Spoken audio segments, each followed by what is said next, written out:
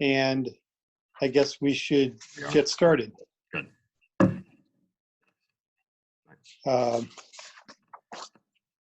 Anthony, would you like to introduce each of the sections?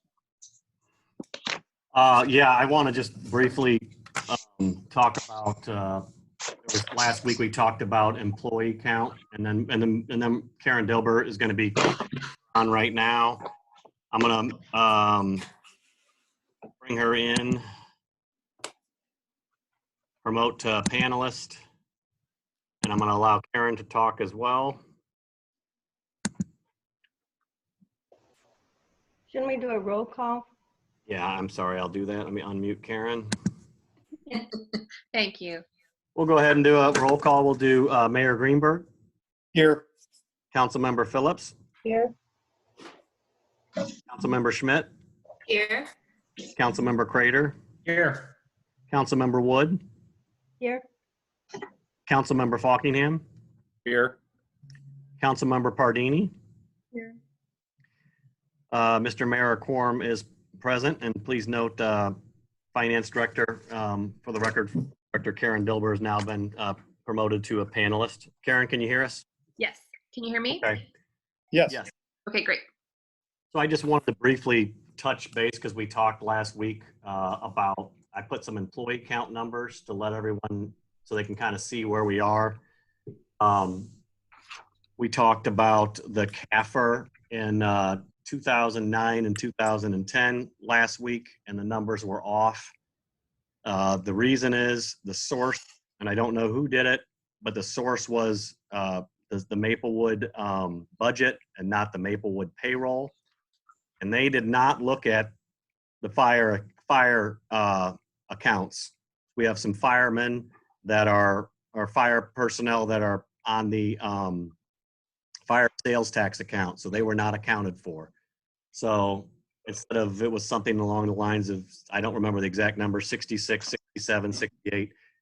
We actually had 75 fire personnel 10 years ago.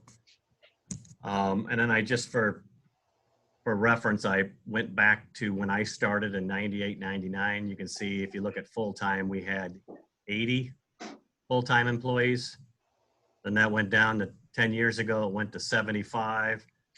Now we're down to 74 and that includes the city manager's position. So you can see we've made some, we've obviously reduced personnel over the last 20 years. And a couple of things to note, we obviously kept counsel on there under part-time. You know, you wouldn't typically do that, but again, we pulled payroll to show everybody. You go back to 98, 99, we had a public works and a parks department. You can see we had 21 full-time employees. 3 were running the facility, which is now the library. They were running the parks department over there. But we had a lot more laborers or maintenance employees at the time. And when we did the park consolidation between 98, 99, and 9 in 2010, you can see we went down to 18 full-time employees in public works. So that was basically 3 were moved to Richmond Heights. And then you can see, in fact, I didn't even realize, I knew I had lost 4 employees. I knew 3 recently. I didn't realize I had lost 5, but public works and admin took the biggest hits in staff. And right now, as I said earlier in a previous email, we're actually down Marty's position, the city manager position, and I've also furloughed 6 employees since then. So you could actually knock another 7 off if you want to know what we're at now. But we wanted just to show you a record pre-COVID where we were at 74 employees. Does anyone have any questions as they look at those numbers to see, you know, where we were at? I've preached that we have a lean staff and that we've, over the years, cut into our staffing levels. I think this is probably a pretty good depiction to show what I was talking about. I appreciate that update. And are there any questions with regards to those staffing numbers? So Anthony, you're saying you have furloughed employees now? 6. Say that again. Yes, we furloughed 6 employees. Okay. From any particular department, or is that widespread? 3 maintenance and public works, 1 administration and public works, 1 in police, and 1 in courts. Okay. And also, if you've been to City Hall lately, Public Works employees have been reconfiguring workstations to provide safe distance between people as they're working, as opposed to some of those workstations that were adjacent to each other. Yeah, So, thanks. We had a couple of employees that were literally a foot away from each other. And so we have the space. We also have, we've kind of moved portions, our storage room into the old firehouse, which was not being utilized, which created a lot more open area for our employees. And we have actually extra panels still up at the Public Works garage from when the park department was over at the library. So everyone's going to get a little more space, which is good, not costing us anything. And they're also getting separation, which is good. No employee across the hall will be within probably 8 or 9 feet of each other. In the building inspection side across the hall, closer to the council chambers where I sit, no employee will be within 7 or 8 feet of each other. So we've done that. So once we get going, the police department is obviously the lieutenant's or the detective's office is the most crowded now. They've been flexing time, so they're not all in the same office together. And we've also moved one of the detectives up in a vacant space that was left when Mike Martin was moved to over to the old firehouse. So we've spread out our employees as best as possible for anticipation that we will be opening again soon.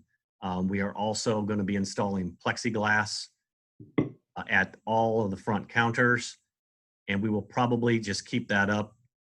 We're anticipating that's going to be up. If it's not a permanent thing, it'll be up for a long time to protect employees from the public and the public from our employees. Is that the employee count? If so, I'll turn it over to Karen Dilber. She's going to talk about the CAFR. Karen, do you want to go ahead and start? Yeah, absolutely. So I just want to give you a little bit of information. I know that many of you have been on the council for a while and some of you haven't. So I just wanted to give a quick, brief overview of the fund accounting that we do in the city of Maplewood, just so that everyone's on the same page. So we do practice fund accounting, and I'm just going to reference the slideshow that I put together for Citizens Academy because it's all very neatly right there. We practice fund accounting, and that is basically keeping track of our revenue sources by fund. We have different types of funds. The general fund, that's the one that we all talk about that, you know, can cover anything generally. That's the one that's kind of hurting right now that we're trying to alleviate the stress on. We have Capital Projects Fund, which we have not done the budget on that one yet. That's the capital improvement fund where we take the streets out of and other different capital projects around the city. We have debt service funds, which we've already looked at those budgets.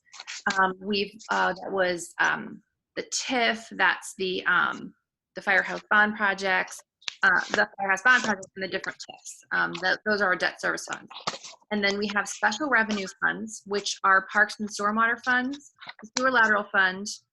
When the forfeiture fund was active, that was considered one of them, the fire sales tax fund, the solid waste, and I can't remember if I said special district or not. So the general fund is the one that we're trying to alleviate the stress on. The special revenue funds are funds that we can only use for specific purposes. So special business district can only be used for special business. It can't be used for the general fund. Same with parks and stormwater, sewer lateral, the fire sales tax, and the solid waste. Do you have any questions on any of that? Okay, good. So some very specific questions, and I apologize for reading off a piece of paper, but I made notes and I don't want to confuse myself. So I'm just going to read off my notes if you don't mind. And if you have any questions, please feel free to interrupt.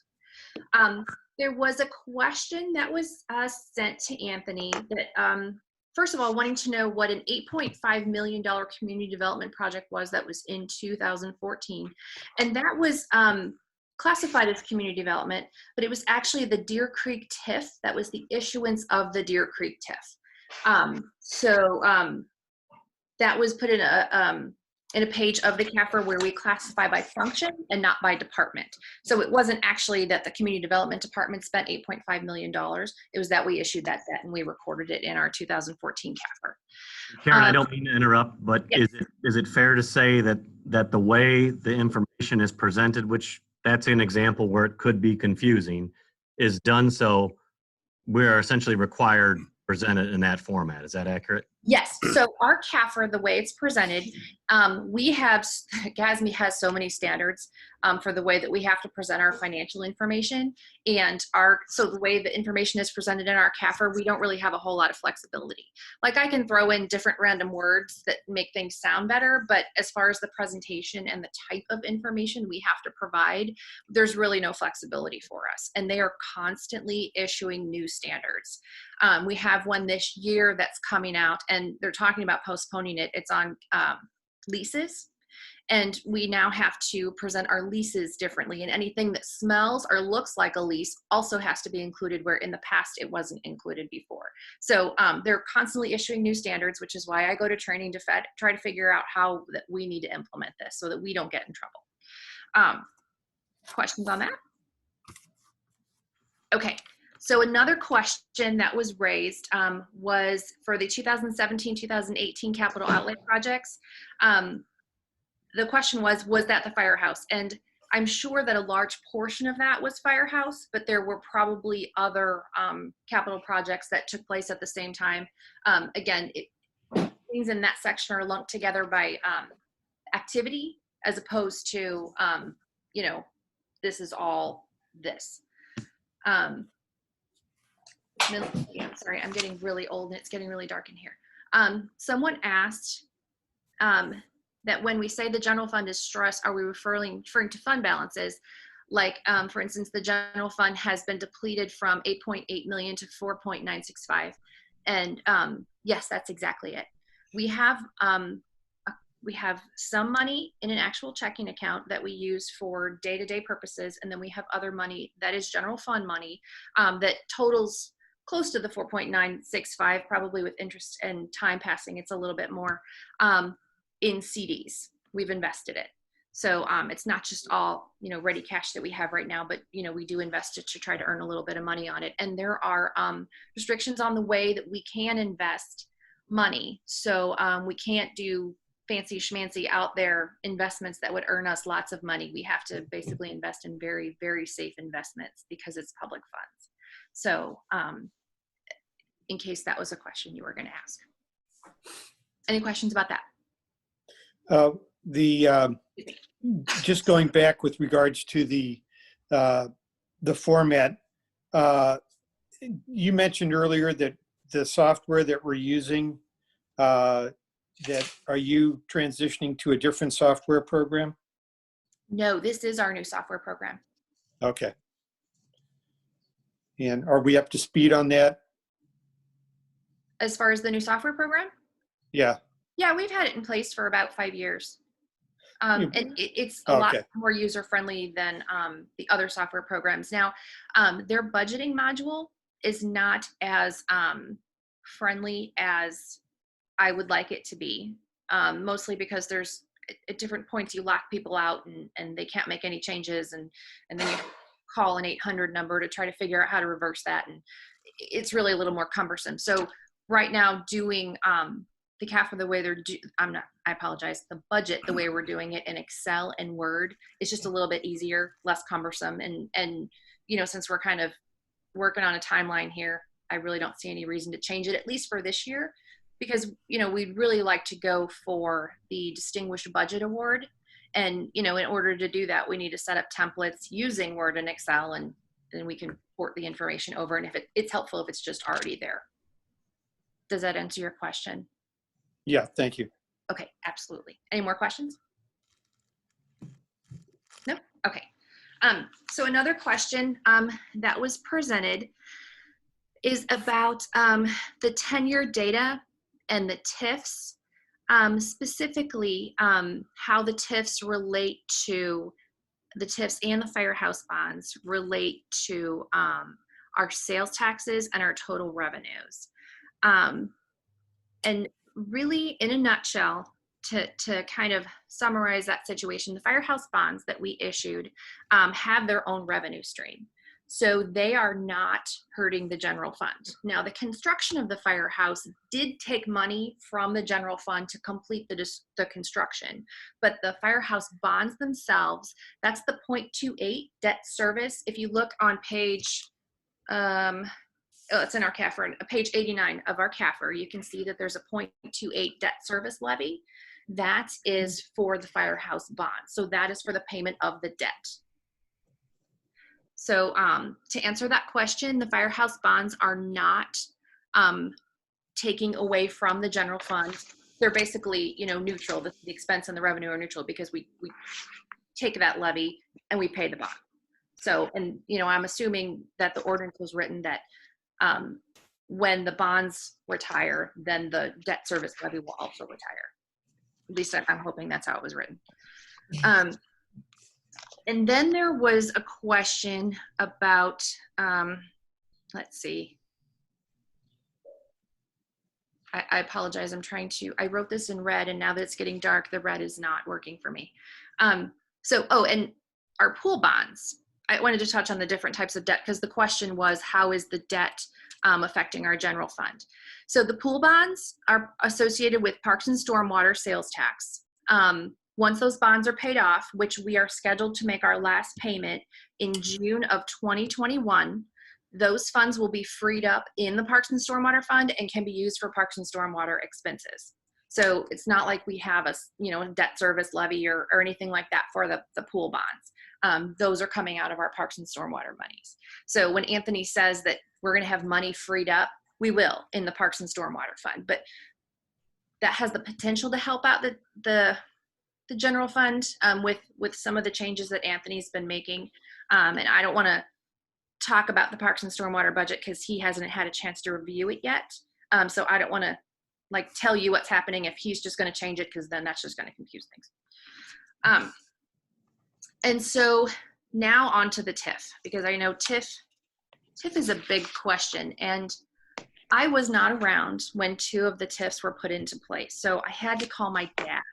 My parents, just a brief introduction. My parents live in Webster Groves, just up the street. They've lived there for 37 years. And so I grew up there as a teenager, and I paid absolutely zero attention to what was happening in Maplewood or anywhere because it did not involve my friends. So I called my dad today to find out what happened over specifically with the Hanley area, because I had no. So did someone have a question? Okay, so my understanding of the Hanley Road TIF is that there was a Kmart. So that's a different thing. But so hold on just a second. There was some type of industrial facility that was over there and houses, and the housing was dilapidated, so they kind of had to revitalize the area, and they used TIF debt to do that, to bring a developer in, and that includes our Lowe's, our Applebee's, the Red Lobster, and the new restaurant that is over there that the name is escaping me, that used to be Olive Garden. I apologize, I don't know the name of it. What is it? Twin Peaks. Twin Peaks. That one. I'm sorry, I've never been there. Olive Garden, I really enjoy Olive Garden. It's my understanding that the abatement of whatever chemicals were associated with that TIF were that area specifically was just an astronomical cost. Again, I was not around for that, so I can't swear to it. It's just I can tell you one there was other costs. For those that don't recall, that road had to be completely realigned. There used to be an island, quite a few smaller restaurants. And the realignment, the roadway was pushed slightly eastward, and then they had to build a extremely expensive clear span bridge for the Metrolink to go over Hanley. That was all part of those improvements. Just those were probably the two most expensive, that and then the abatement that Karen mentioned with chemicals.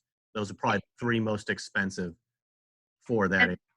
And I only know that because it's part of the old documentation that I found, and my dad was telling me, you know, like I said, about the area.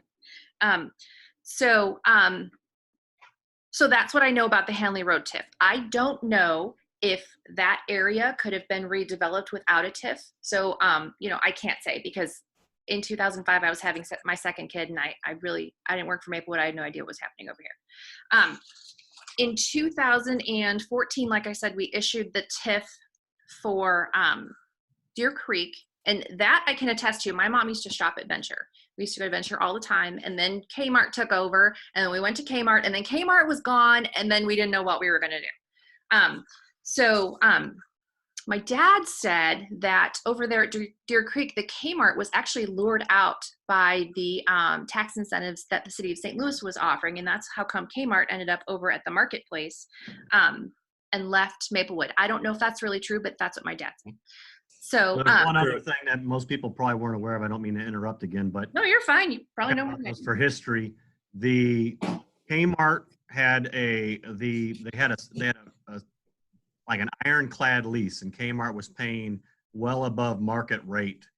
And so when they went in, they were still essentially receiving money from Kmart, the developer was, but we were not receiving revenue. So that was also kind of creating a drag on the process for that development area. Well, also too, if I remember correctly, that when the Metrolink went in behind there, they built their wall too close to the building, even though the drawings didn't reflect that. So they had been in a lawsuit with Bi-State for a long time too. And so they can't have any big boxes there anymore because you can't get a tractor trailer behind it. So, you know, part of the reason was when we passed that TIF was, you know, they'll fill it up. Can't do the big boxes. They had to raise the, since they changed the floodplain there, Anthony. Yeah. I believe they had to raise everything 4 inches or something like that, or put in those big. They had to put in some of the BMPs there, and they had to do the floodplain did prohibit a lot in what they could do, because basically it goes up almost to the southwestern corner of that structure of the I guess kind of by McAllister's. That's how far it goes up. Yeah. So there was significant issues there. So I argued with them for a long time about their TIF, but it's a sales tax TIF, is it not, Karen? Over in Deer Creek? Yes. It's both sales tax and pilots, the real estate, the property taxes. Gotcha. Okay. And they have a CID there as well. They do, yes, the 1%. That's for the infrastructure developments. And then the TIF we have over at Cambridge Commons was that was the old vacant school, and it's my understanding that the school was kind of a liability to the school district, and so they were kind of looking for someone to purchase it, and it was not a revenue generator for the city of Maplewood. And the reason I'm giving you a brief synopsis of the 3 different TIFs we have is because the question was raised, is the TIF hurting our general fund? And by giving you a picture of what the 3 different areas look like, and kind of trying to give you an idea of the impact it had on us financially. So in the Hanley area, where we had the dilapidated facility, the industrial facility, that was non-functional, we weren't getting any revenue out of that. The houses and you know, that were kind of run down, the values weren't great, so we weren't really seeing much revenue out of that. And now that it's been redeveloped, even with the TIF and the incremental revenues, so in case you don't know how a TIF works, they take the base of an assessment year. So let's just go with 2000, just and say that the assessment of that area was $100,000, just for argument's sake. I don't know what it was, but I'm just, going with an example here. So let's say it was $100,000 and, we were getting, I don't know, like 50 of that. So after they redevelop it, the value goes up to the $200,000. Now the difference between the $100,000 and the $200,000 is where the increment comes in. So if the value of the property was $100,000 and it goes up to $200,000, whatever that value is as far as the property taxes go, that's the pilots. Now, because only part of the Hanley area was had sales taxes associated with it, it sounds like there were just a few little shops there, that sales tax base is going to be very small. So we would take that base, and then whatever the new sales taxes that are generated, the difference between the old and the new is split in half. So currently the city receives half of its economic activity taxes. That's the EATS portion. The city receives half of that. The other half goes to pay the TIF. Now, in a TIF district, all of the pilots, which is the real estate and property taxes, it's called payments in lieu of taxes, which is where the pilots comes from. Finance people speak in acronyms, and I apologize for that. It's just what we know. So if I use an acronym that I haven't explained to you, please feel free to interrupt me. So all of the real estate and property taxes, the pilots, that does go towards the debt. So what we're receiving right now is half of the economic activity taxes, the EATS, the sales taxes that are generated in that area. And that is on top of the base that, that they had before. So we're basically getting the base plus the half of the increment. And so our sales taxes in a TIF area, in this particular TIF area, the Hanley area, are higher than they were before. So the general fund is actually seeing more money than it would have had that area not been developed. And can I add one thing, Karen, to that? Is Yes. the wall, when we're talking about the area, we are not including Walmart. That is not part of the TIF. In fact, that if it wasn't the first, it was within years, it was one of the first within that time period. Walmart's developed across the nation to be done so without a TIF. And it was kind of fortuitous for Maplewood because we had a couple of developers working to bidding against each other to get that location. Walmart had been chased out of Olivet, and they had been chased out of Rock Hill. And we were working a deal out with Costco and Home Expo. And so Walmart obviously wanted to be in this area. They've been chased out twice. And equally as important, they wanted to keep Costco out of the area. They agreed to do that development with no TIF. So as far as has that hurt Maplewood's sales tax? No, that's also in addition to that. We were on kind of fortuitous just with those factors that we were able to do that without TIF. And the Sam's was part of that, wasn't part of the TIF either. And so that was extremely good negotiation that was done on, I guess, mostly Marty's part there. Correct.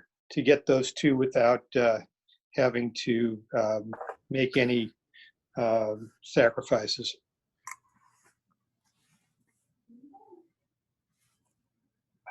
Are we good, Anthony? Do you have more to add? I'm sorry, I apologize. Yes, I just wanted to make sure we knew that it wasn't the whole area. Okay, yeah, no, you're fine. I just didn't want to, interrupt you if you had more to add. No. So as far as that area goes with the TIF, I don't know if it could have been redeveloped without a TIF. Again, I wasn't here. So as far as that TIF hurting our general fund, we are receiving less revenue in our general fund than we would receive if it wasn't a TIF. That is true. When that TIF expires or is paid off, we will receive the remaining sales tax dollars of that increment. So that second half of, that increment of the economic activity taxes. We will not receive all of the pilots. The city of Maplewood's portion of real estate and property taxes is very small compared to the school district. So once that TIF area dissolves, we'll see, you know, a little more in property taxes, but the majority of it will go away and it will go toward the different taxing entities. And Does that make just to sense? add to that Walmart thing again, as part of our deal, which was very unique at the time and even currently, the THF actually owns that property, and they can't. So therefore, and a lot of times, what Walmart was doing at the time, and some retailers will do, is they'll essentially lease it out, and they will not have ownership of that property. So them leaving or vacating, leaving a town high and dry, it doesn't really impact them because they don't own the property. We made that part of the requirement that they actually own that property, which is why THF Realty owns that. THF is essentially the real estate arm of Walmart.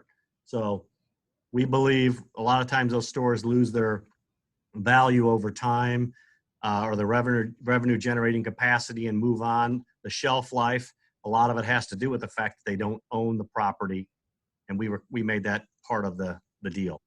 So that's another positive, that we should be able to generate revenue there longer than we would if they didn't own it. Sorry, Karen.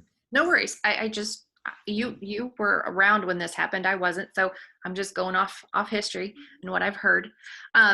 So the same holds true with Deer Creek, since that is a sales tax generating property. The eats and the pilots, same holds true. Now, I do know during the TIF hearings and all the negotiation there, I know that it was brought up that they tried to redevelop that property without a TIF. And I think it was, they tried to do an assisted living center or That's something correct. like that. Is that correct? Okay. Yeah. Correct. So I believe they tried to redo that property in different ways without a TIF. Unfortunately, from the pictures that I saw, the property itself had just kind of fallen into disarray, and there was mold and just all kinds of things that needed to be done. Again, I don't know if could that have been redeveloped without a TIF. I don't know. I know they tried. And so the effect on our general fund is the same as the Hanley Road one. We are receiving additional incremental sales taxes for our general fund. Of course, we're not receiving all of them because the remaining portion goes to pay the TIF, as well as the property taxes. So once that TIF expires, it would be the same effect as the Hanley Road TIF. The Cambridge Commons TIF, that was that old school that was a liability to the school district, and it was not a revenue generator for us at all. Currently, it's not retail, so there are no economic activity taxes. All we receive on that is the real estate taxes. Once that TIF expires, the only thing we will see is a small increase in our real estate taxes. There's really kind of no effect on our general fund at this point, because the money that we bring in, we just turn around and pay to the TIF. So it's not hurting our general fund. It's not benefiting our general fund. And it wasn't doing that when the TIF was instituted in 2011. We weren't generating any revenue off of it. It was just, you know, an empty school.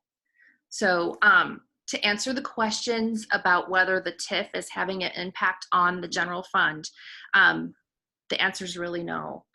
Now, again, it's always up to council to decide if they want to pursue TIF.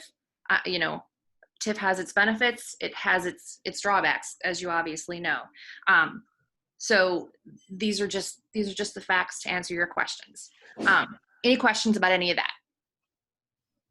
I just want to add one thing to the Cambridge development that the school district owned.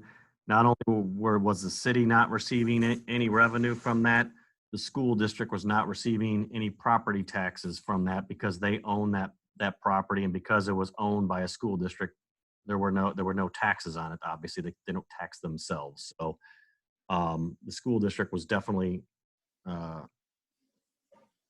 looking favorably on that TIF. They unloaded the property. They made a profit from selling it, and then it'll eventually go back on the tax rolls where it previously wasn't.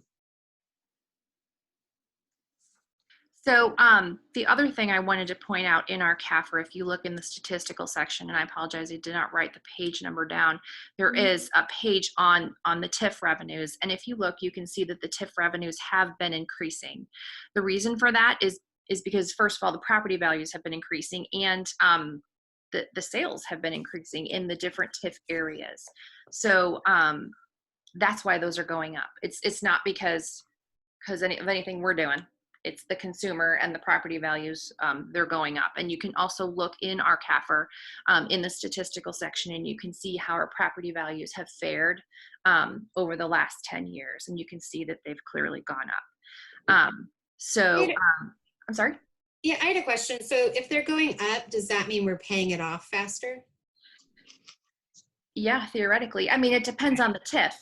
You know, Right. some TIFs are seeing more and some TIFs, you know. Right. Okay. Yeah. So that's how it works. The more revenue they generate, the faster they get paid down. And then, you know, there are times when they lag, and it's, you know, it's just consumer spending. It's what they do. So we do see a large amount in the pilots for Hanley and Deer Creek. And as we discussed before, the Cambridge Commons, that's like usually between 70 and 80 some odd thousand. I think this year it was like 90 some odd thousand. But that's just, you know, the pilots and the property values. What really fluctuates for us is the economic activity taxes, because, you know, that's people coming and shopping and stuff like that. So, you know, the pilots, they may remain pretty consistent. Even with property values going up, you know, you don't see a huge jump in those, but, you know, sales taxes can change from month to month. So, and yes, as we receive more, we pay down more. Any more questions? Can I ask 2 questions? Yes. So just to clarify, this explains why the general fund, the sales tax portion in the general fund doesn't increase at the same rate as the sales tax rate starting around 2014. Yes. Like, so we make more sales tax than we would have if they were not developed, and it also explains why the difference between those 2 rates. Yes. So yes. So the rates aren't exponential, like the taxes we receive are not exponentially going up with the development, because we're using a portion of those revenues to pay the TIF. Yes, that's exactly right. And this is so helpful, Karen. Thank you. Sure. It's super clear. And then the last meeting, I think we had that sort of question where last year we'd asked Marty about when the payoff would come for some of these. And I was wondering, could you, so you mentioned like the TIF expires. So it expires or we pay off the balance. Yes. So what happens when it expires or the funds mature or the bonds and the principal matures? So I've never lived through a TIF where the TIF has expired and we haven't paid everything off. Now, I do know the way our 3 TIFs were written is that if the TIF expires, and they have 23 years to pay off a TIF. If the TIF expires, the way ours have been written, we are not liable for anything that's outstanding. So I would assume that the TIF would just expire and the holder of the bond, because they're issued more of a higher interest rate because the risk is in their hands as opposed to being in our hands. Like if our general obligation bonds, they're backed by our full faith and credit of our institution. If we didn't pay those, we would have problems. Our credit rating would go down. We'd probably be sued. It would not be a happy situation. As far as the TIF debt goes that we hold, we are not liable if the revenues do not generate sufficient money to cover the bonds that have been issued. It's the risk is being taken by the people who are purchasing the bonds. So once it expires, it expires. My assumption is that those poor people are just out, and the revenue would come back to us. I can add, if that's okay to that. It really does depend on the language of the agreement. So for example, the old shopping center in the city of St. Louis, the Kmart is across, with the one we're talking, I can't think of the name of that right. St. Louis Marketplace. Thank you, Barry. St. Louis Marketplace, they had PJV do a study many years ago, and they basically said this is not a feasible place for this. They moved ahead with the project, and because of that analysis by that consultant, the city of St. Louis took on a lot of that liability in order to get that done. And sure enough, if you look at that St. Louis Marketplace right now, the consultant was right. So there are good TIF deals and there are bad TIF deals out there, and there are abuses of TIF throughout the country, especially in this region. I do not just Maplewoods, if Karen going through and explaining those in detail, which thank you for doing so, I don't think you're going to find that any of Maplewood's TIFs would be considered a bad deal.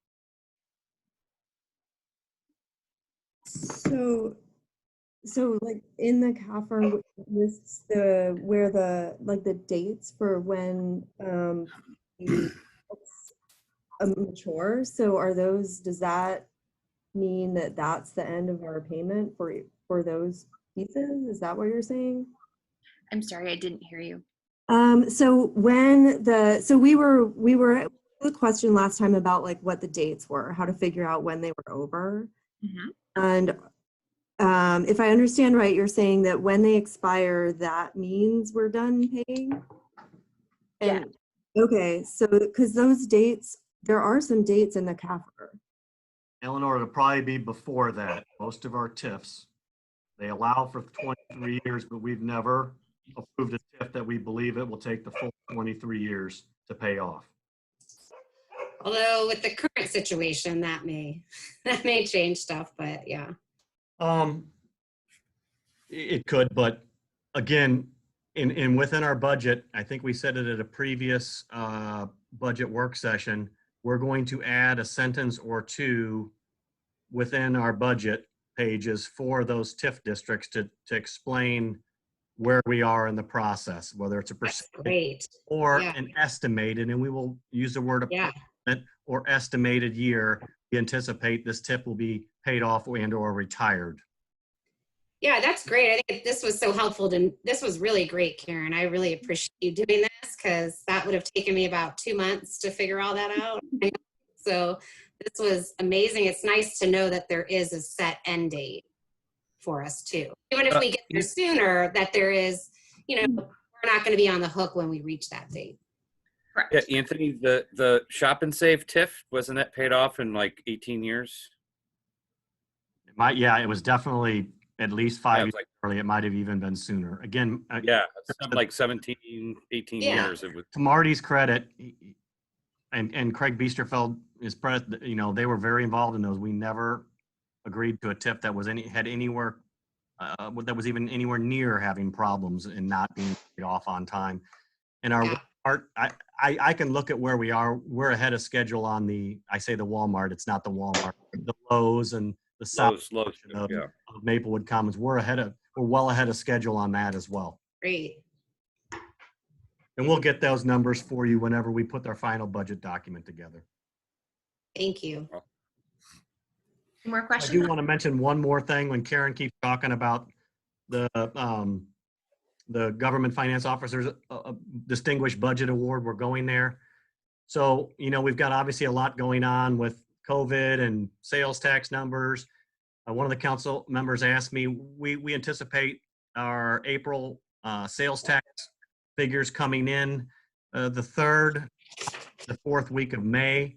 We are going to know a lot more where we are, because if you look at our principal sources of revenue, I mean, we do have reason to feel much better than some of our neighboring cities. If you talk about, this is nationally, they're saying if you have a major grocery component to your store, such as Walmart, Sam's, Schnucks, Aldi's, you can anticipate your retail sales will be increased by 25%. And that's a pretty conservative figure. I've even heard a nearby Sam's was in the upper 30s. So if even though, but then on the flip side, you've got these retail stores that are bringing in 0, okay? And then you also have restaurants, they're saying you want to figure around 75 to 78%, okay, as far as a dip in sales. So we're going to see some fluctuations there. And our hope is obviously that it offsets in a wash. We do believe we'll see a dip, but I hate to use Depere as an example. They can give some pretty good projections on how far their revenues are going to be because they know the percentage West County brings in, right? And West County, the mall is completely closed right now. So they're going to obviously be hit harder. Richmond Heights to our north, the Galleria is closed right now. Where our major revenue producing retail sales tax dollar stores, Walmart, Lowe's, and honestly, our Lowe's has never done better than it's doing in the last couple of months. There's other businesses, side project, sellers, they had their best month in March. So there's some that are doing well, and others that are obviously suffering. So we will let you guys know once we get those figures in. Even if we're not having a meeting, we'll send out an email after we have a chance to analyze it so you guys will know. But Karen and I are anxiously awaiting those April sales tax figures. Anything else to add, Karen? Or do you guys have any more questions of Karen on the CAFR? No, just thank you. I appreciate sure, absolutely. There's just one more thing I wanted to touch on really quickly that there's been a few questions about this on the CAFR, and I just want to touch on it really quickly. The term total revenues. So when you look at the total revenues, we have I don't have the numbers in front of me. I'm just going to throw out 19 million. I can't swear that that's the number that I saw, but That's about right. That is all of the revenues across all of the funds. The general fund only took in what was it? 8 million of that last year. I'm sorry, I'm trying to get to the page and my computer's That's about right. In our expenditures, expenditures on average over the years right around 9. Yeah, so when you see total revenues, that includes all of the restricted funds, the special revenue, it includes all of it. So that whole 19 million or whatever it actually is, I'm throwing out 19 million because I really like that number. Whatever the actual number is, that includes all of them. It's citywide. It's not just general fund. So there were a few questions that were brought up about that. I just wanted to make that very clear. That total revenue includes everything, not just the general fund. There is a section that is specific to the general fund. So if you flip through and you find that page and you have any questions, please feel free to reach out to me. I will be happy to answer them. If you if you get really super excited and feel like running the math in any of these, have fun. They do tie out. I've done it. The only other thing I wanted to point out to you is that if you go to the page in the statistical section where it outlines our property tax rates over the last 10 years, you will see that the general fund the general fund property tax has gone down.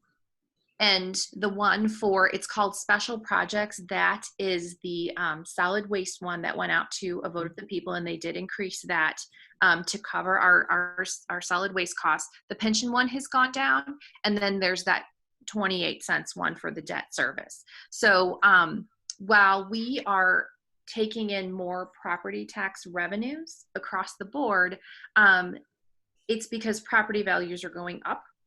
It's not because we are assessing a higher levy. So I just wanted to point that out. We are not my gosh, I can't even see this year. In 2010, our general operating property tax rate was 0.4183.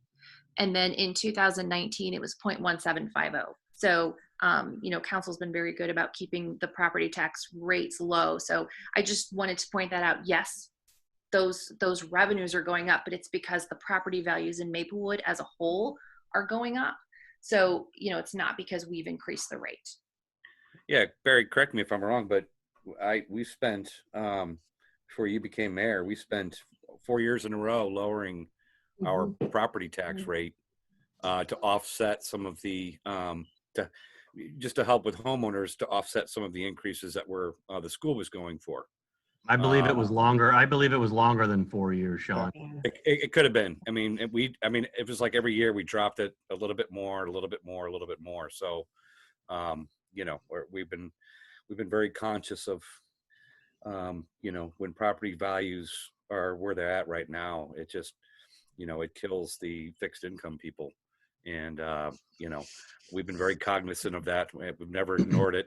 And we've done what we can without, you know, biting into, you know, our budget to, you know, to be able to provide services. So, but anyway, I just want to point that out real quick. Yes, and that's Maplewood's portion. You know, we try to keep our portion small. Now, unfortunately, when it comes to the property tax bills, there are other taxing entities, you know, that have their hands in the pot, and that is what really makes the bills so high for, you know, people. So, you know, our rates have gone down, and that's the ceiling. You know, that's the highest that we can go is this 0.175. So, you know, we can't go any higher unless we go to a vote of the people and they say yes, you can. So, you know, yes, we are bringing in more revenue, but we are not raising the property tax rates, with the exception of, you know, the trash, because the trash rates just continue to go up. And, you know, it became a choice of the homeowner pays the trash bill, or, you know, we spread it out among everybody with this levy. So they did vote that in, and you will see that increase in there as well. The other thing I want to point out, which leads into the funds that is on our agenda for tonight, is the pension. The pension is paid with the property tax levy. That is how our previous pensioners are paid their, you know, what they've earned. It's also, we also pay our loggers out of it, part of our loggers, police and fire portion. That is what this property tax levy is for. And then police and fire personnel, they contribute 4%. As do the other general employees. We all contribute 4%. That's our plan. But specifically, what you all are going to see tonight is the pension budget, if you've already looked at it. And our revenues for that pension budget come from this pension levy and member contributions. But, you know, again, member contributions are 4%, and that's logger statute. Like, that's what they have to pay. So, you know, it's not like they're paying in any extra like they used to with the old pension. Before last year's budget, it was written that the police and fire personnel would have 7% pre-tax deduction off of their which helped to support the old pension and the retirees who are under that program still. And I want to say we have 22, but without looking, I can't swear to that number. It's 21, 22, something like that, around there. So the extra 3% was going to prop that up. Now, we did an analysis, and you know, from what we could tell, based upon all the data that we received, the pension levy should be sufficient to maintain the pension of the 21, 22 people who are out there until, you know, they're done drawing the pension. So yeah.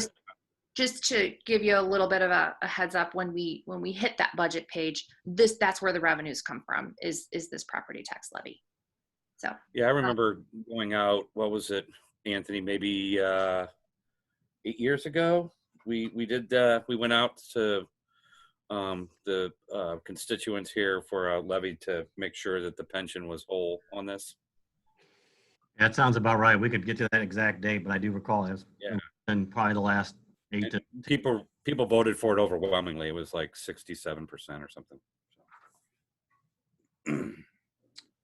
Okay, so I think that is that's all I've got. So do you have any more questions for me? No? Any questions on anything I told you? Everyone good to move on to executive? Sure. Okay. We've talked about a variety of accounts.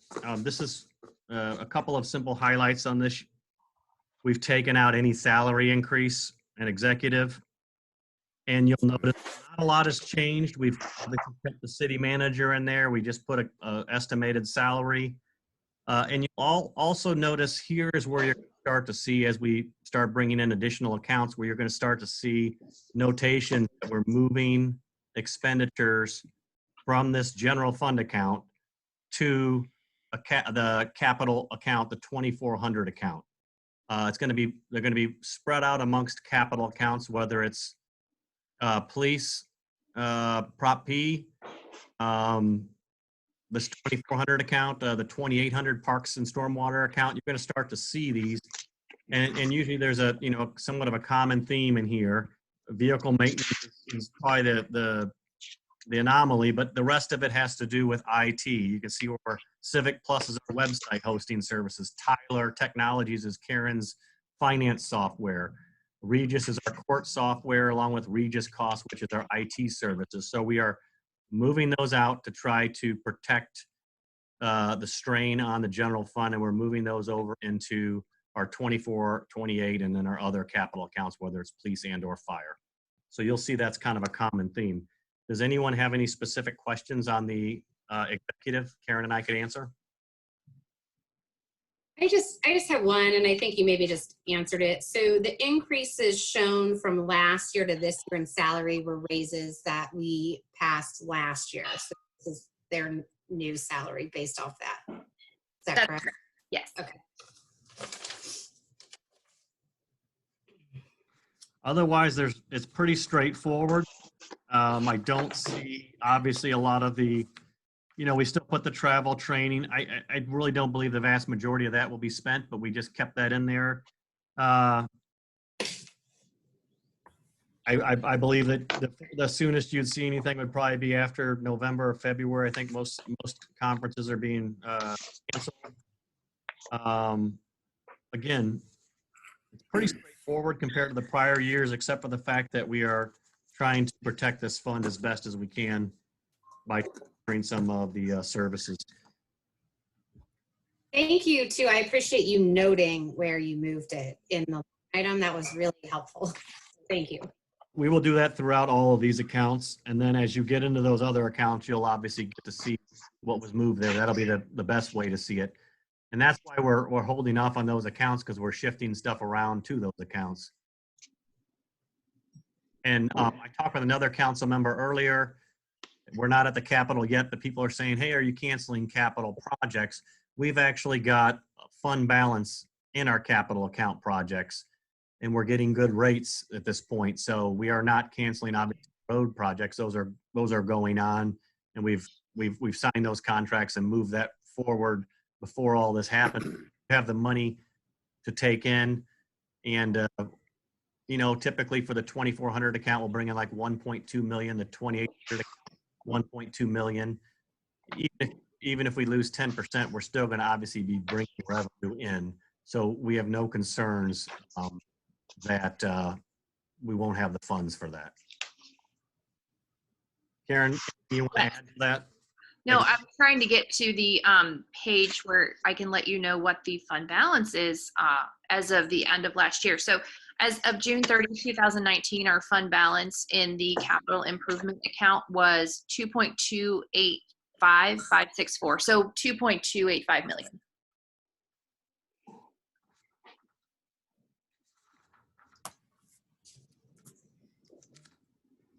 Karen, do you want, if no one has any questions, Karen, do you want to go ahead and take legal?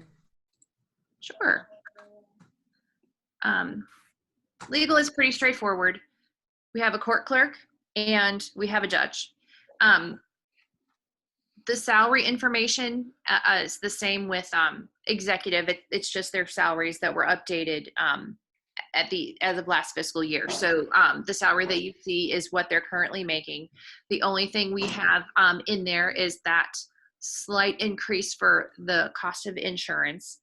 I've basically done the same thing with the court account in moving different expenses to the capital account, and I've noted those on the budget worksheet. Any questions on any of that? I did, as far as expenses go, I averaged out 5 years, but if there was something that was kind of glaring as obviously more expensive than the 5-year average, I included the higher number, because as a general rule of thumb, in the accounting world. I don't know how familiar all of you are with it, but you want to get your expenditures as close to actual as possible, erring on the side of maybe a little bit more. And you want your revenues to be you want them to be as close as possible, but you want to err those on the side of conservative, because you don't want to be like, oh my gosh, we're going to get all this money and then spend it and then not have the money. So that's the general idea, which is why I used a 5-year average. But if there was something that I knew, like a contract or something like that we had in place that was going to, make it more expensive than the 5-year average, I went with the actual amount.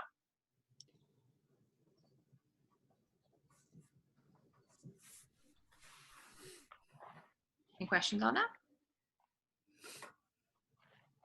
Move on to the police and fire pension. I think we'd already talked a little bit in detail about that. Karen had done that. Do you have any additional questions on that account?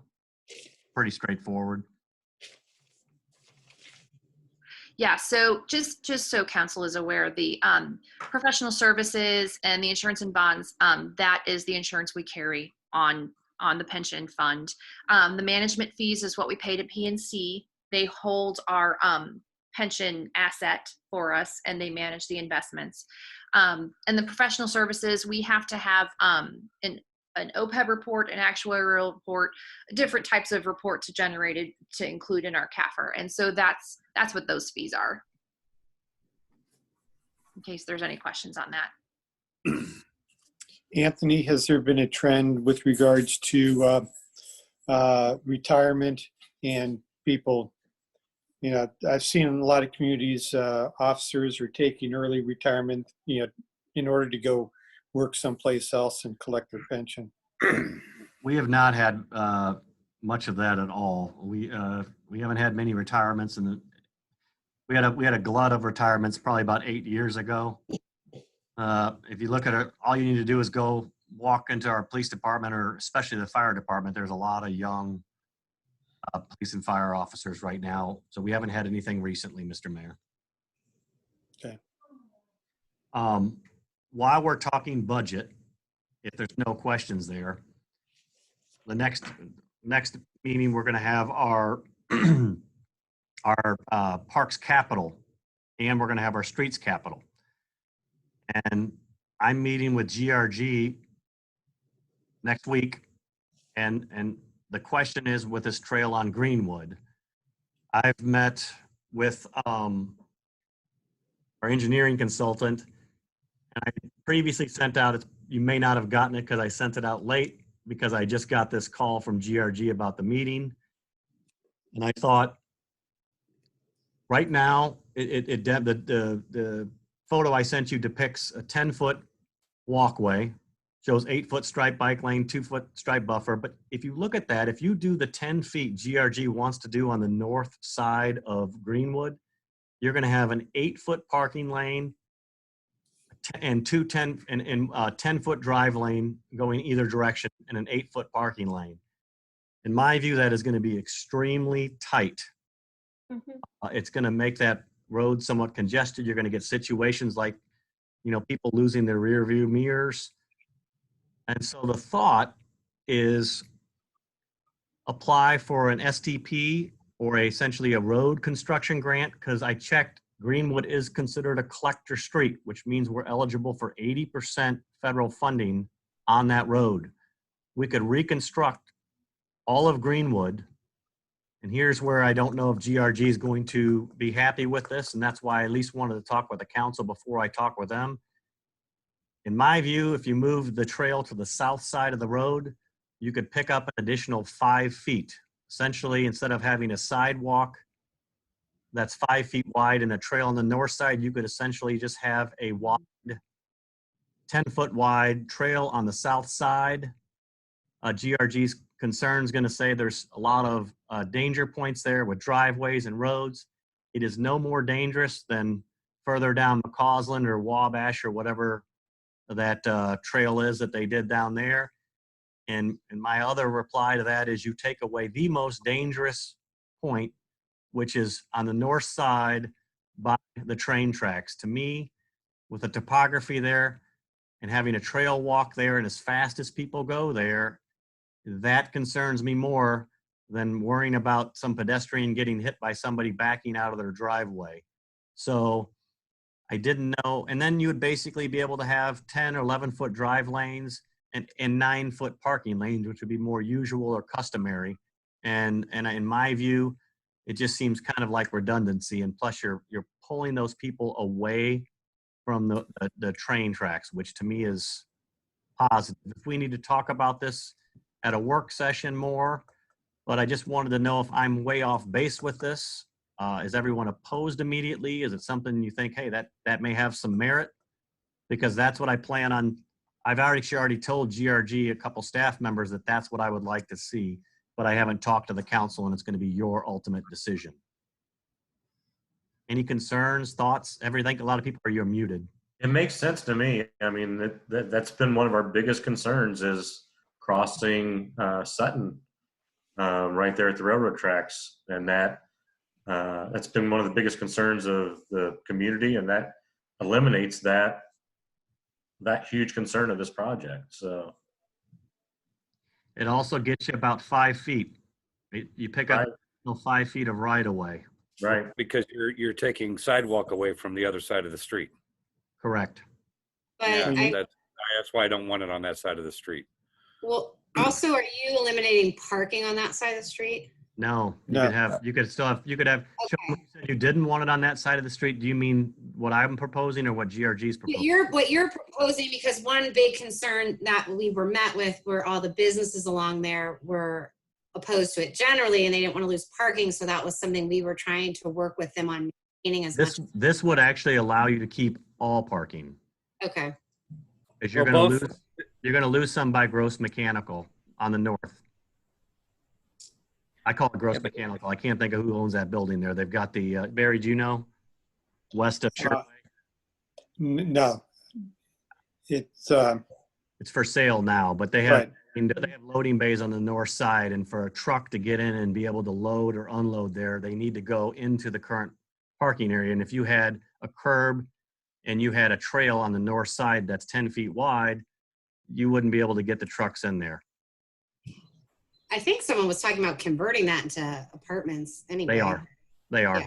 So Sean, I have a concern, Anthony, about moving it to the other side, just because when you're saying about a pedestrian getting struck by someone backing out of their driveway, it's more likely that a cyclist would be struck by someone backing out of their driveway, particularly if they're backing out in between parked cars. Right. No, you would have driveway, then you would have trail. Basically, where your sidewalk is where your trail would be. Instead of that sidewalk right now is anywhere between 5 and 6 feet. It would just be 10 feet wide. So Yeah. you have a sidewalk there right now, and you don't have problems. Then north of that, Sandy, then you would have the parking. Yeah. Okay.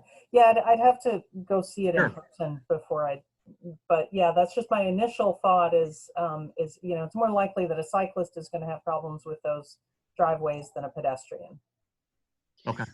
I actually think it's going to be safer for cyclists, at least the ones that are currently riding along Greenwood right now, because you're right, there are parked cars there, and that limits visibility. However, especially the picture that I'm looking at here, it indicates that someone backing out of their driveway has a clear view of the sidewalk.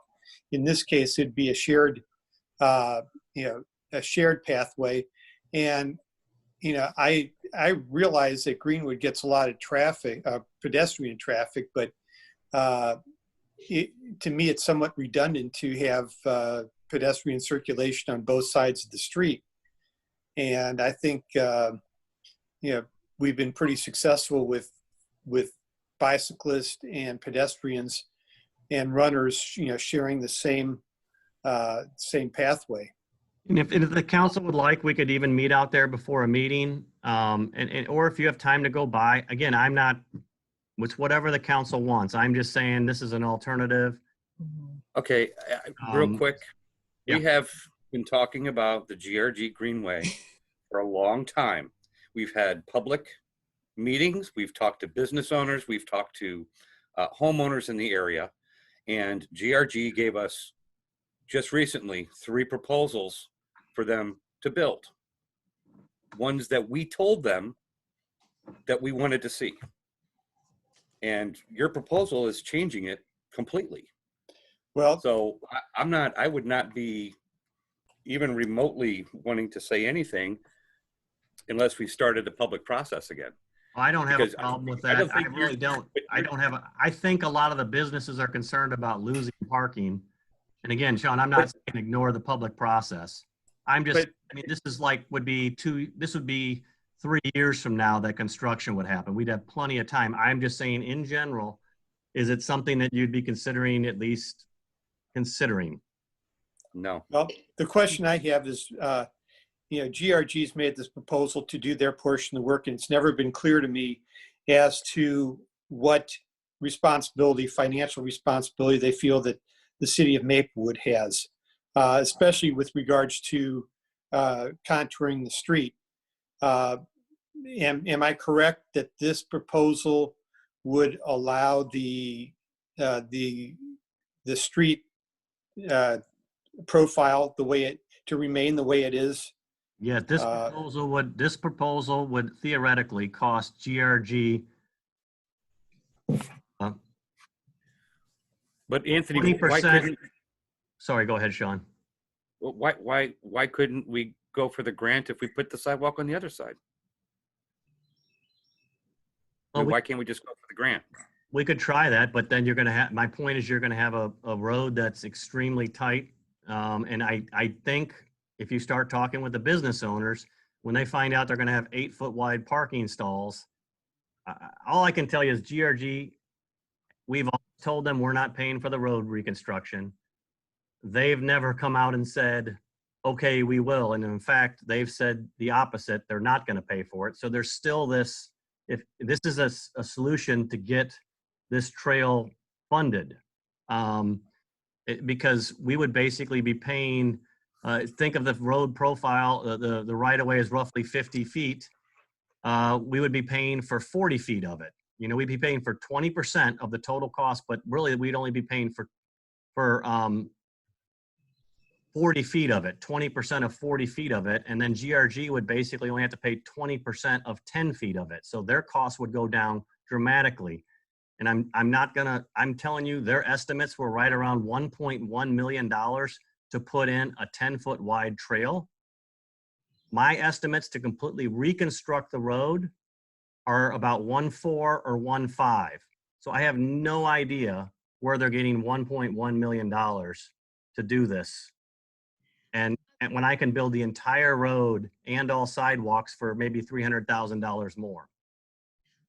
I just wanted to raise one more concern I had just with that to consider when we talk about it, is that I would want some serious traffic mitigation through that area, because there's a lot of cut through. So now I think you're having people cross at 2 big cut through points that there is no stop sign coming from, there's no intersection stop sign. So I think we'd have to do some work trying to divert traffic, which is not a bad thing. I think it needs to be done anyway, but that's just another concern I have, because you have people coming up St. Elmo.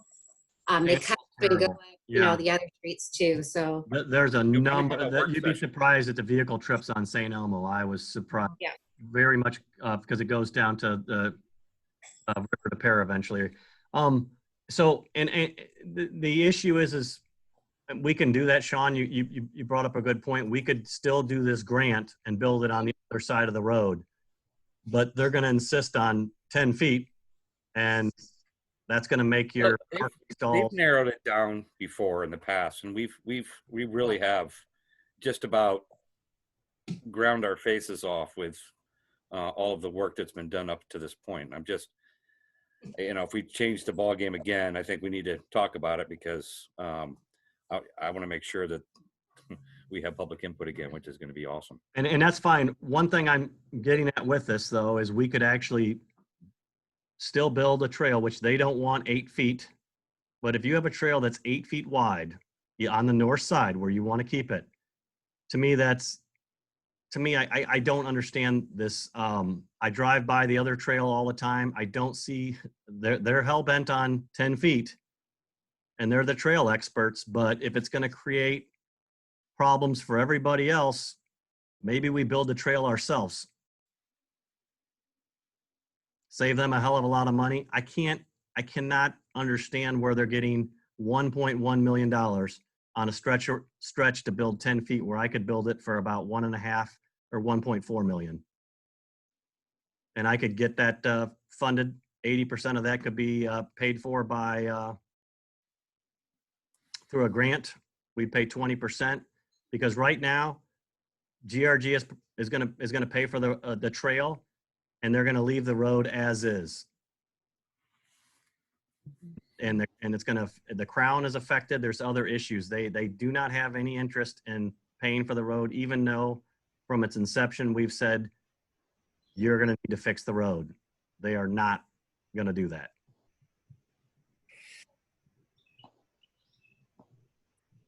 So that's the variable that's changed. That's why I'm looking to possibly bring federal funding into it so we could get this trail done and the road reconstructed. And if you guys want to keep it on the north, that's totally fine. That's what I'm getting from this group, and that's kind of what I was looking for. Why don't we have a work session about it? This is supposed to be a budget session, so. No problem. But yeah, I think it absolutely warrants a discussion.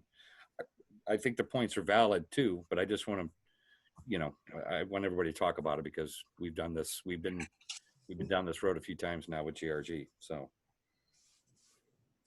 Yeah, the grant they had to do this project is no longer. They were going to use money out of their, basically out of their general fund or their funds to pay for it. Right. So the grant is gone. It's been gone for about 6 months. So there is no rush, but I think a trail there would be nice.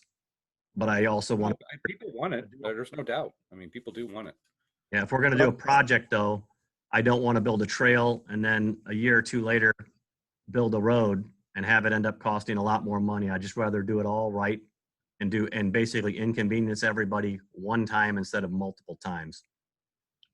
So since we have 5 minutes before the normal council meeting starts, I suggest that we postpone this conversation for later. Yeah. And the information that you sent, I think is helpful in delineating the alternative proposals. So everyone, needs to have a chance to look at it and, before we can ask questions. So that's not necessarily the alternative. That's just showing the lanes. I can get you an alternative, but it doesn't sound like they want it, and that's totally fine. I will. We'll just postpone this for a work session. I think that's a good suggestion. Since I was meeting with them, I figured at least I would have some idea where you guys are with that, and I think I got it. Well, I've heard some concern, but and Sean's been very clear on his position.